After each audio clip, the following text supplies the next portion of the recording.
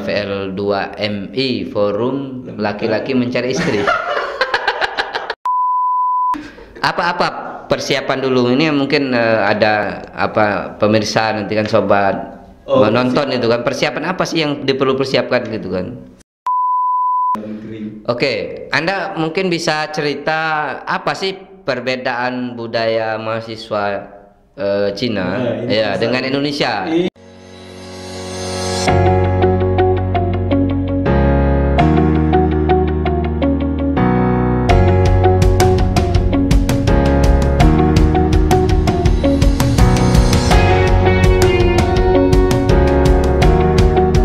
Halo sahabat semua, assalamualaikum warahmatullahi wabarakatuh. Jumpa bersama saya Abulaka Arcaida.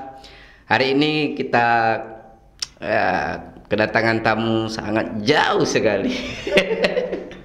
Ya, jauh ya sebenarnya nggak jauh sih, cuman sekolahnya jauh ya.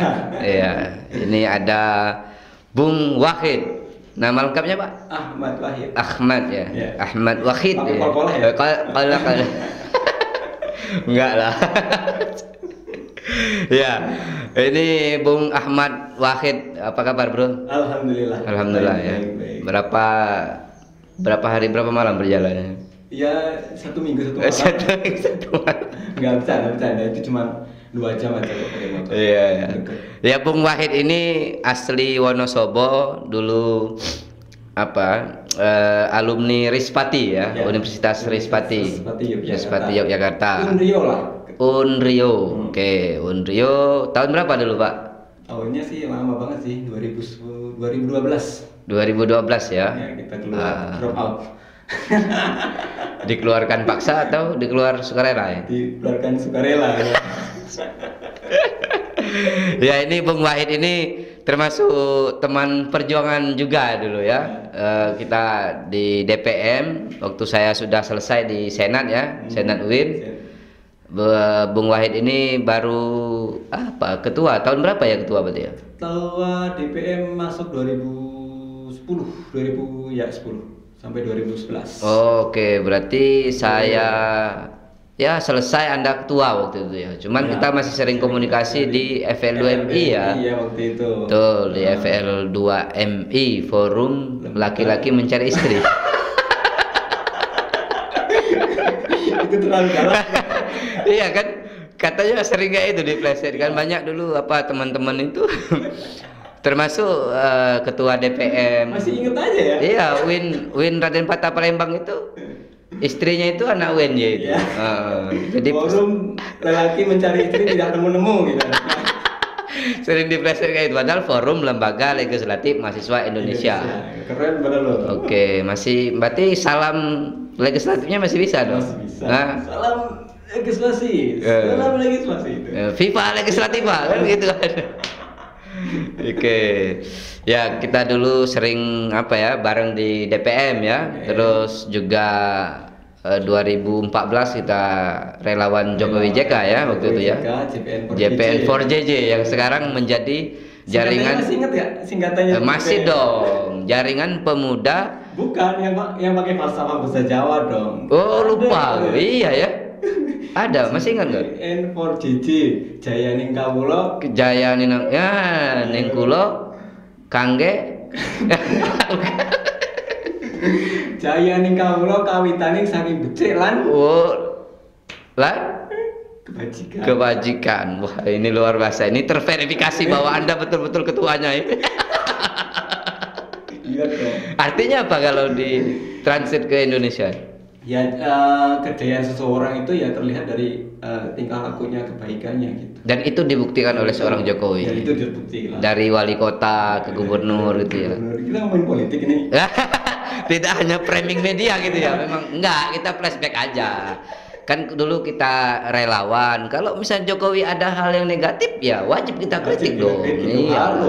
Ketika proses kita relawan. Ketika sudah beliau ini menjabat, ya kita katakan bisa beroposisi dalam oposisi yang positif ya. Maksudnya kita di luar, kalau memang ada hal-hal yang perlu kita kritik, kita kritik. Wajib itu, setuju. Iya.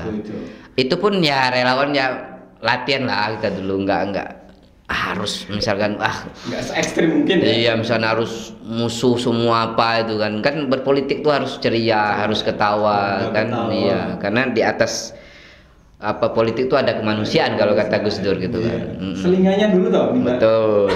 Nah, itu off the record lah gitu kan. Di luar relawan apa gitu.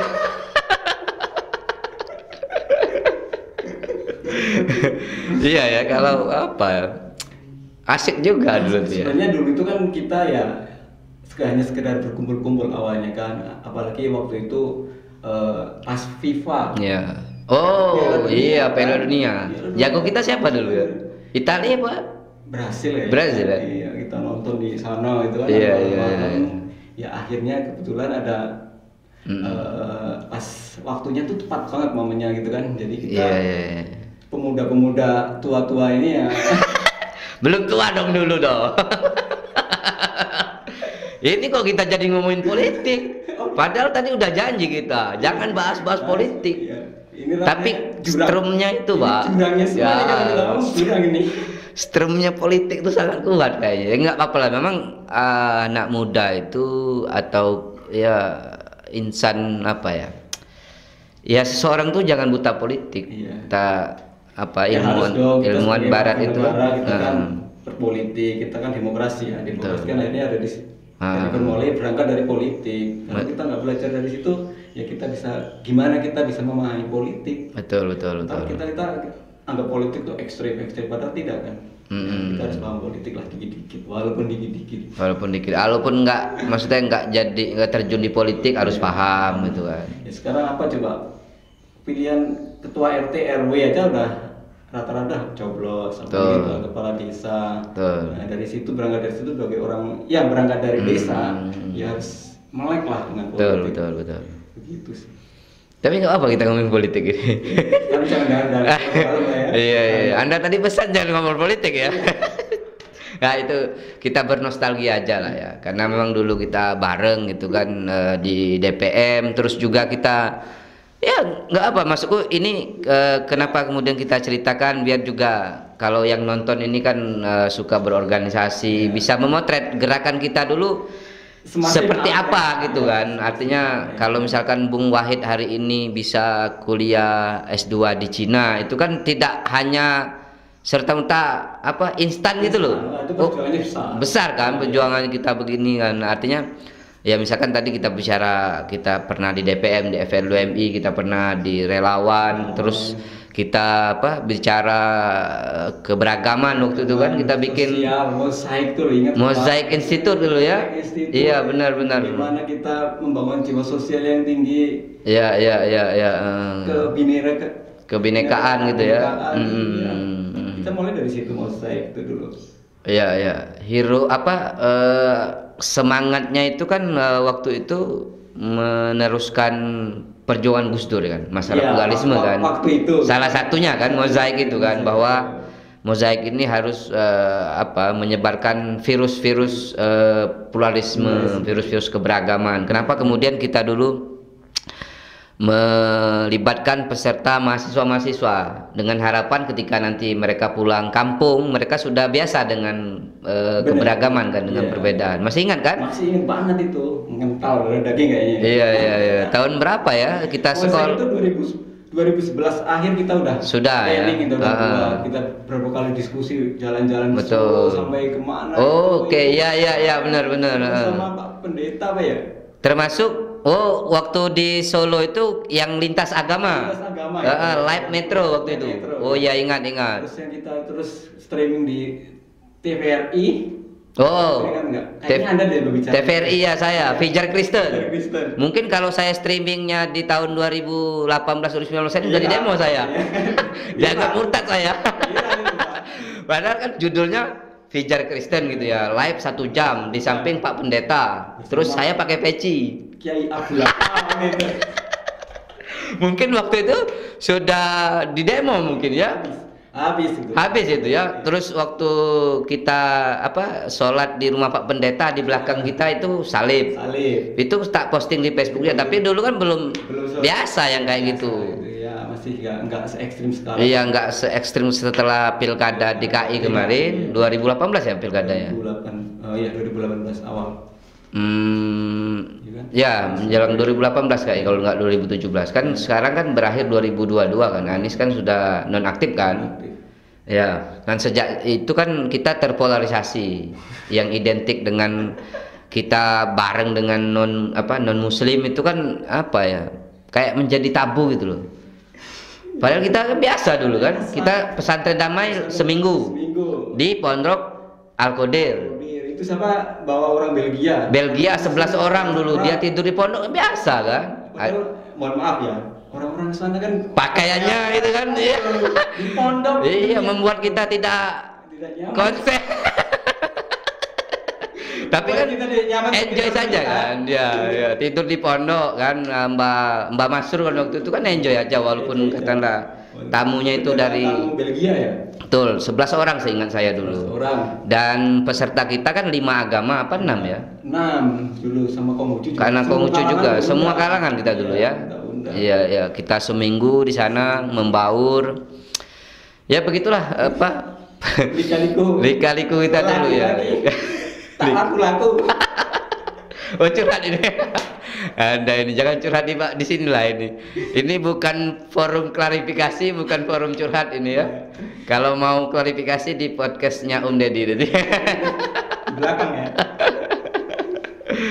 Ya, terus akhirnya JPN dulu relawan, kita kesepakatan bersama sehingga ingat waktu itu pembubaran di Morokangen, pemancingan. Nah, terus saya lempar ke teman-teman itu, ini mau dibubarkan atau dilanjutkan. Akhirnya kesepakatannya dilanjutkan kan. Dengan segala kondisi. Betul, dengan menjadilah sebuah komunitas yang sekarang jaringan pemuda Nusantara.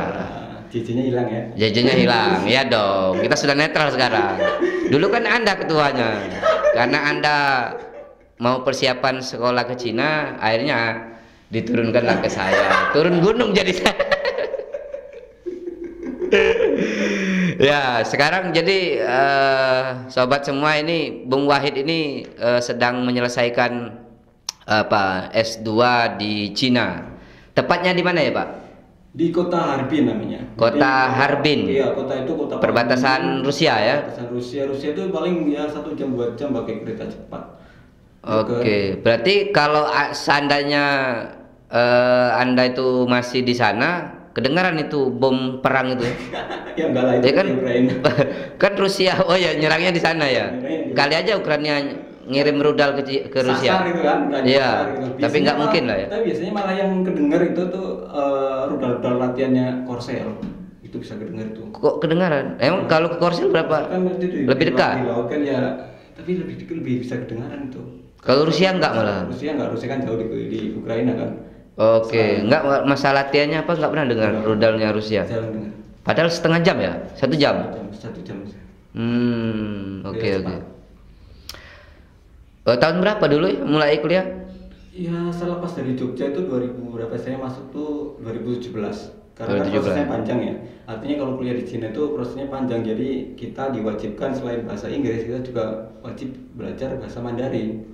Itu setahun pertama itu tahun 2017 masuk tuh kita harus belajar bahasa Mandarin. Oke. Ya, setahun ya. aja, ya.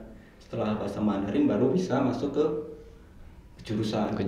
Kalau belum lulus di bahasa Mandarin ya nggak boleh ke jurusan, karena memang di sana tuh fokusnya, kalau di kampus saya ya fokusnya itu dalam kegiatan belajar mengajar ya pakai bahasa Mandarin, karena memang lebih banyak mahasiswa asli lokal daripada mahasiswa pendatangnya. Kenapa harus ngambil Cina, nggak misalkan di Korsel, nggak di Eropa gitu kan? Di Amerika gitu, atau di Indonesia gitu kan? Anda nggak nasionalis dong? Gimana? Nasionalis itu wajiban ya. Dimanapun kita itu tetap harus nasionalis. Oke, sepakat itu. Harga mati lah ya NKRI ya. Karena ini mati, kita pun di belahan dunia manapun kita harus. Kenapa ambil Cina? Kenapa di Cina sebenarnya peluang aja sih. Intinya itu, karena kesempatan dan peluang itu kan biasanya nggak datang 2 kali ya. Tapi orang bilang kan kesempatan tuh nggak bisa datang 2 kali loh. Ketika ada peluang, ada kesempatan ya kita manfaatin begitu. Jadi peluang yang datang tuh kebetulan yang paling dekat itu ya dari situ. Dari Cina. Ya, kita ambil lah. Bukan berarti kita nggak coba-coba yang lain gitu, tapi yang kira-kira yang paling dekat. Ya tapi kan waktu itu kan setelah diterima di Cina ada pengumuman juga keterima di Korsel kan? Waktu itu di Korsel. Andaikan yang keluar dua-dua barengan ngambil mana kira-kira? Cina atau Korsel? Itu harus tahajud dulu ya, istiqomah. Enggak, kalau ditanya sekarang kira-kira perbandingannya? Perbandingannya ya waktu itu memang pikiran kita kan kalau anak-anak muda zaman dulu kan lihat-lihat aktor ke Korselnya gitu ya. Waduh, kayak gitu kan, ini bagus banget gitu. Kemungkinan besar kalau saya pribadi yang milih Korsel ya? Memang dua-duanya tuh bareng gitu. Oke. Apa persiapan dulu ini mungkin ada apa pemirsa nanti kan sobat nonton itu kan, persiapan apa sih yang diperlu persiapkan gitu kan? Sebenarnya ya itu kita flashback lagi ke belakang aja. Artinya kalau kita mau berlanjut ke S2 ataupun jenjang yang lebih tinggi S3 itu kan harus lihat dari secara akademik. Pertama kan, kalau kita S2 berarti S1-nya. Bagaimana S1-nya? Apakah mahasiswa ini memenuhi dengan IPK, misalkan IPK lah. Minimal berapa IPK? Minimal 3,25 minimal kalau kita kalau Nasabkom nggak bisa berarti. Nasib 1 koma ya. Itu jadi mapalah ya, paling lama itu. Gelarnya sudah dapat sebelum lulus MA ya. Masuk abadi gitu. Itu makomnya udah melebihi rektor ya. Iya. Sebenarnya sih kalau kita memang tujuannya beasiswa ya. Kalau saya kan beasiswa ya.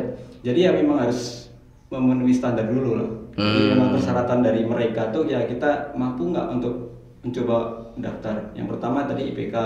Yang kedua adalah pengalaman. Jadi pengalaman apapun itu di S1, misalkan pengalaman organisasi, pengalaman bagaimana kita berkomunikasi. Itu berpengaruh. Soalnya begini ya, kita rasional saja itu.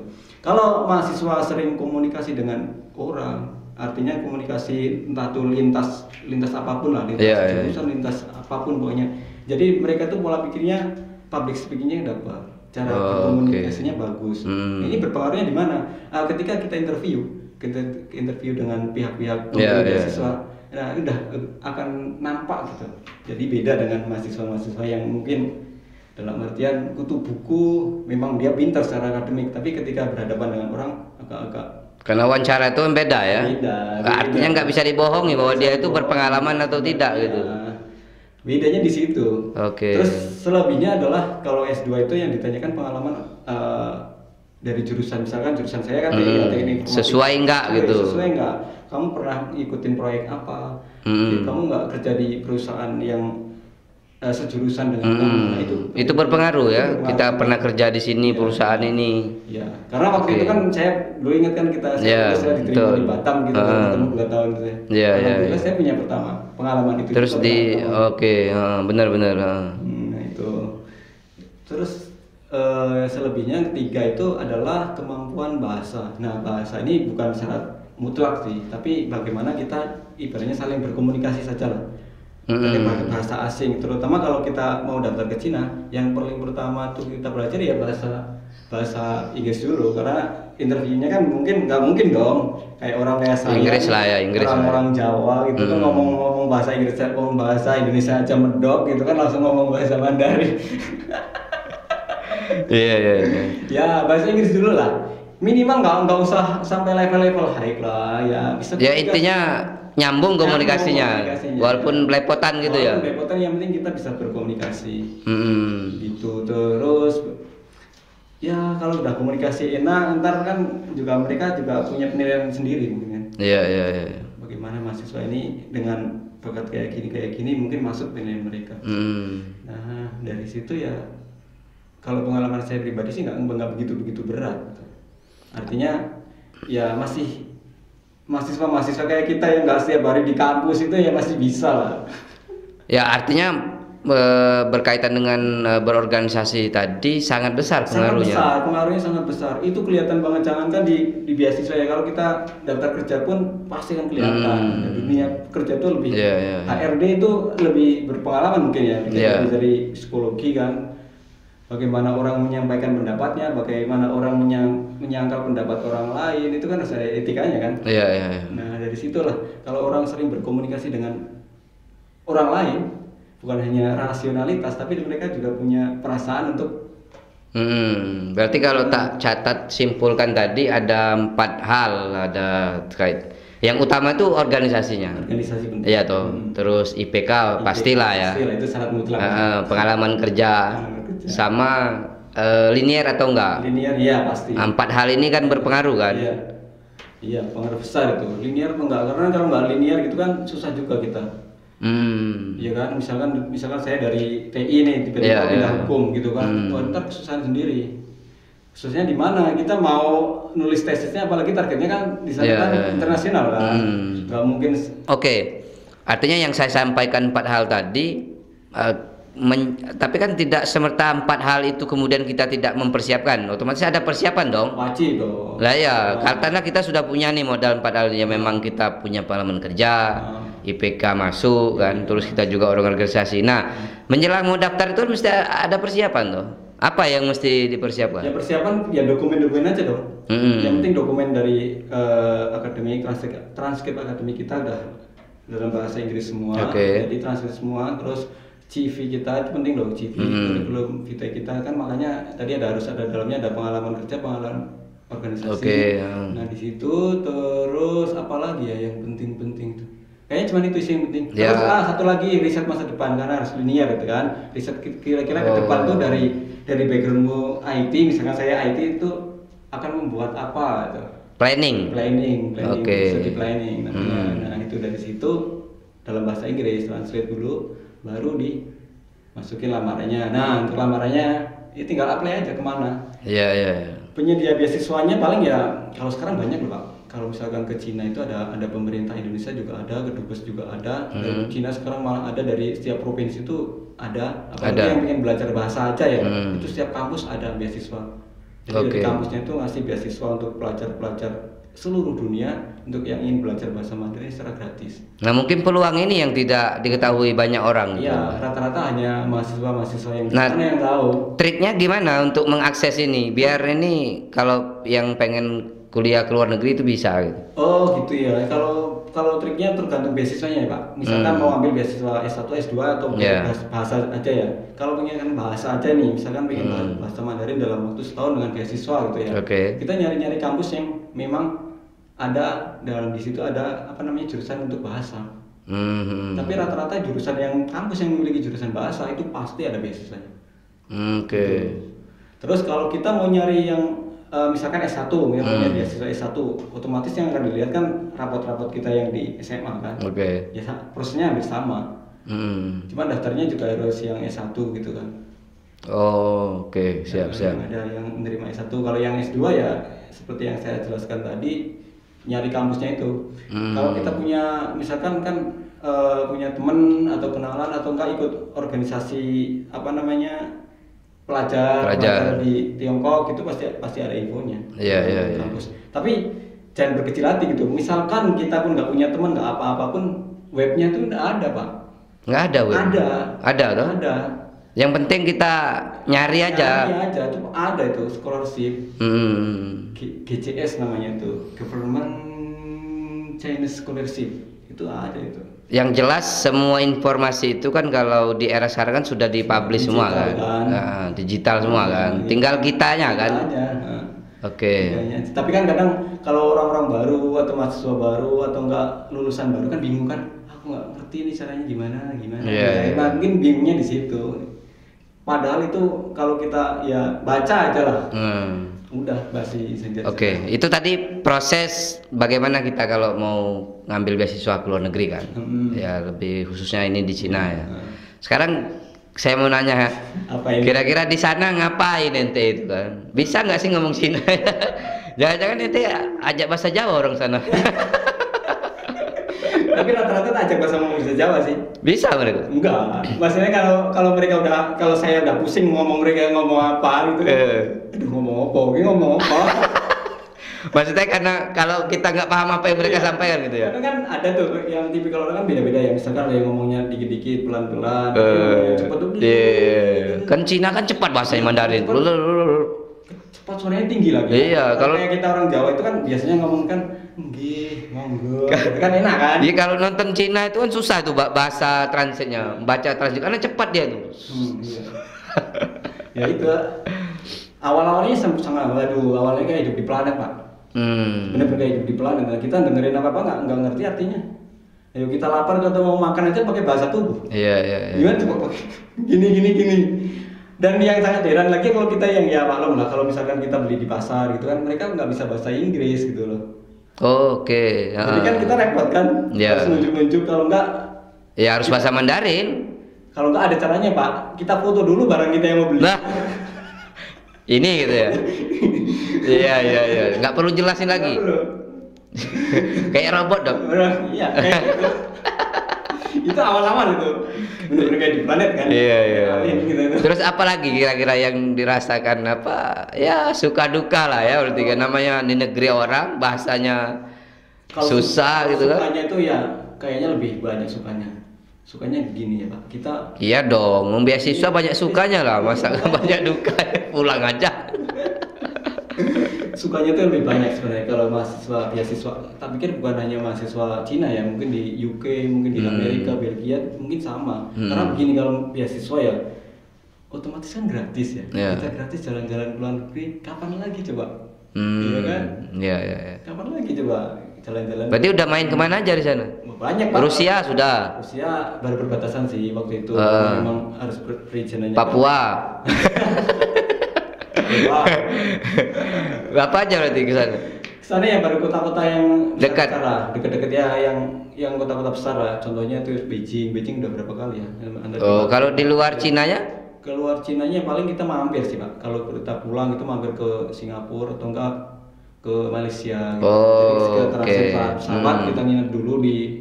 Misalkan kemarin saya tuh pernah ke Malaysia seminggu nginep di sana dulu baru pulang ke Indo. Transit boleh ya? Transit. Itu serah Pintar kan terserah kita ya. Beli tiketnya terserah kita ya, gitu betul. yang pulang kan. Enaknya gitu jalan-jalan ke luar negeri.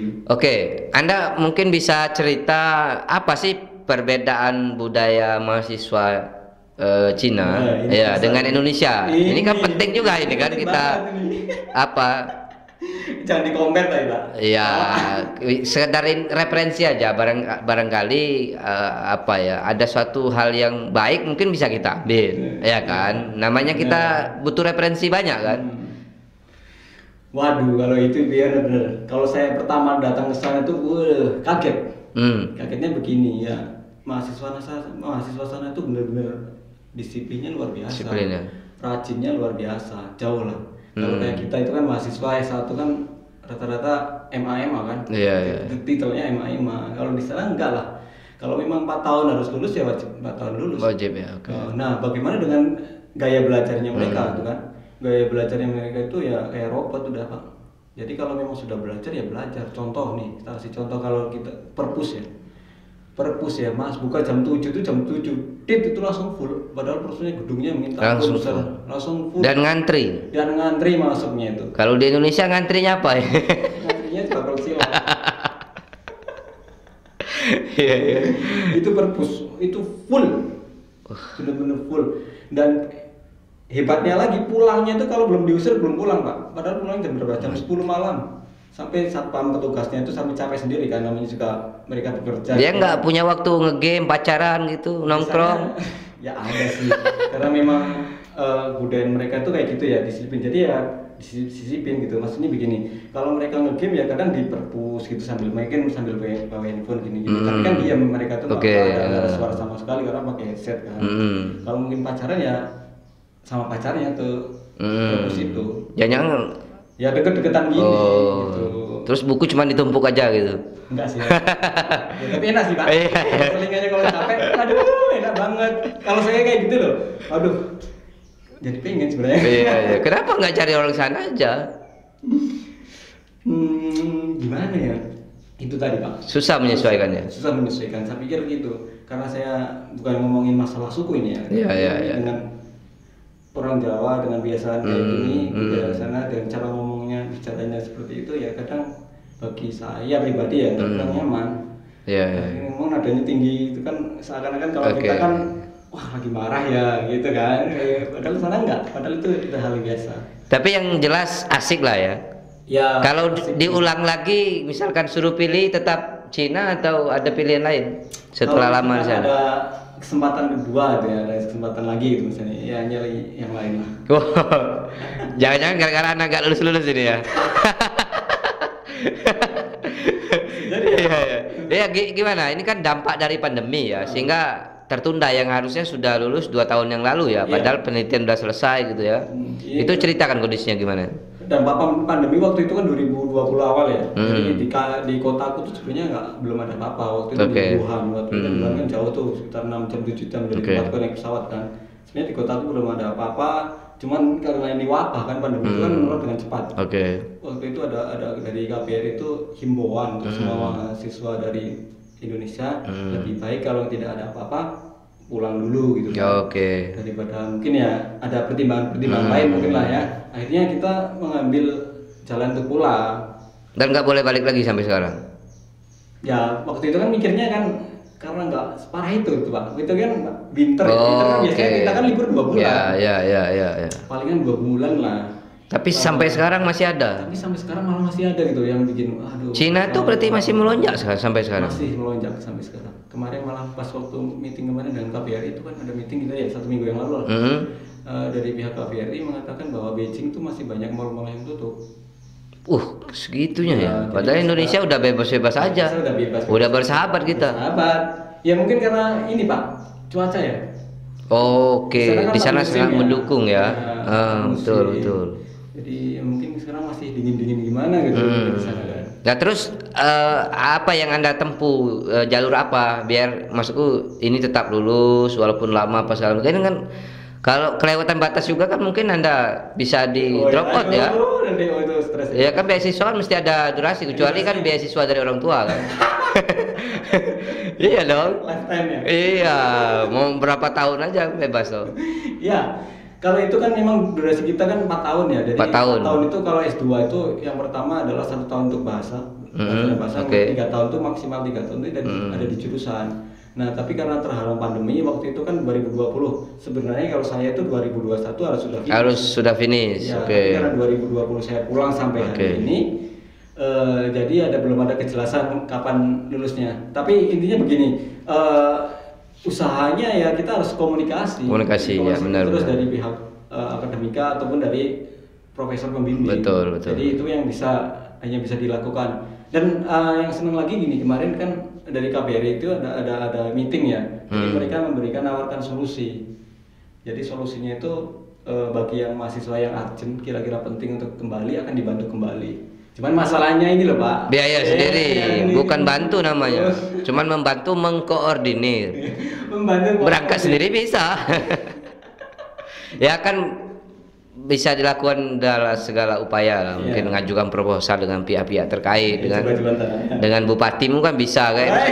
Saya punya senior di Orda juga begitu. Pernah kita ngomongin politik lagi kalau kayak gini nih. Jadi usaha nggak apa-apa lah. Jadi lobby politik dilakukan lagi. Ini lagi flu ini kan. Jadi suara saya agak serak-serak basah ini. Bukan B9 bukan. Sudah tipe berapa sekarang itu? B berapa?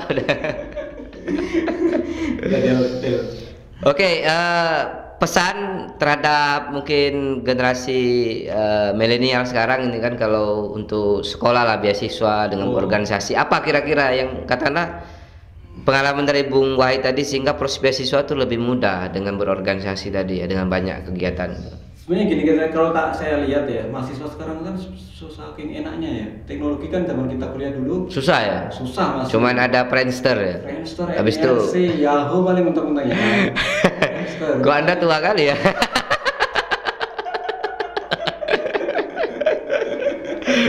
Apalagi saya ya?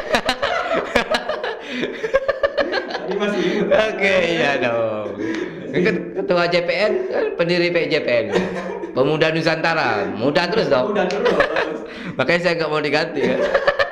Jadi ketua pemuda terus. Biar muda terus. Yang saya lihat kan gini, benar-benar dimudahkan kalau mahasiswa sekarang ini generasi Z itu kan teknologi serba. Iya, benar. Apa namanya, komunikasi gampang, nggak kayak kita dulu kan. Iya. Tapi masalahnya begini, yang jadi masalah yang harus kita garis bawahi begini, dengan kemudahan ini jangan jadikan sebuah alasan untuk kita malas di rumah terus. Benar. Mahasiswa tuh tetap harus aktif dong. Iya. Mahasiswa jangan di rumah terus, yang penting belajar, ngerjain tugas, apalagi dengan sistem daring seperti ini kan. Keterbatasan di mana-mana. Harusnya kalau saya pikir ya tetap harus ada komunikasi aktif dengan sama mahasiswa yang pertama, terus sama lingkup antar kampus, oke. Ya kan, kita buat aktif di organisasi, entah itu organisasi apapun lah. Artinya kita bisa, selain kita belajar di akademik, kita juga belajar bersosial kan. Jadi makhluk sosial harus belajar bersosial kan. Betul. Apalagi kita ranahnya udah mahal nih, mahasiswa masa masih kayak anak SMA aku. Siswa namanya dong. Iya, siswa sekolah berangkat jam 7 pulang jam 7, masa kayak gitu doang. Mahasiswa nggak kayak gitulah. Ya kan, harus dirubah pola pikirnya itu sebagai mahal. Iya. Mahal itu kan ya banyak tahu kan. Ya itu. Terus kalau misalkan sudah seperti itu, kedepannya kan jadi gampang menurut saya itu. Artinya di akademik dapat, di sosial dapat, di pengalaman sudah dapat. Itu udah apa namanya, udah ibaratnya udah modal yang bagus ya. Iya, ke depan kalau misalkan ada peluang-peluang banyak, apalagi peluang setiap tahun kan ada dari Indonesia sendiri kan banyak beasiswa kan. Kita bisa apply kalau misalkan nih ada yang pengen lanjut beasiswa atau enggak yang pengen bekerja juga dimudahkan dengan apa yang bekal yang kita miliki kan. Sebenarnya kita cari udah ada bekal lah. Tidaknya juga pengen yang berpolitik apalagi. Iya kan? Nanti di luar aja kita politik. Soalnya kalau ngomong background politik ini panjang ngobrol kita ini. Bisa Oke. Luar biasa ini. Terima kasih Bung Wahid ini. Sama-sama. Karena kalau kita buka lagi obrolan kan aduh nggak selesai. Iya, obrolan kita dari semalam aja sampai jam berapa kita ya? Sampai jam 2 gitu. 2:30 ya. Kayaknya panjang sekali ini kan. Oke. Sobat semua, nanti kita lanjut lagi dengan narasumber yang berbeda gitu. Terima kasih Bung Wahid. Nanti sehat selalu Pak Agus. Amin. Semoga kita bisa ngonten lewat online juga bisa ya. Ya, berjumpa lagi di kesempatan selanjutnya. Wassalamualaikum warahmatullahi wabarakatuh. See you later.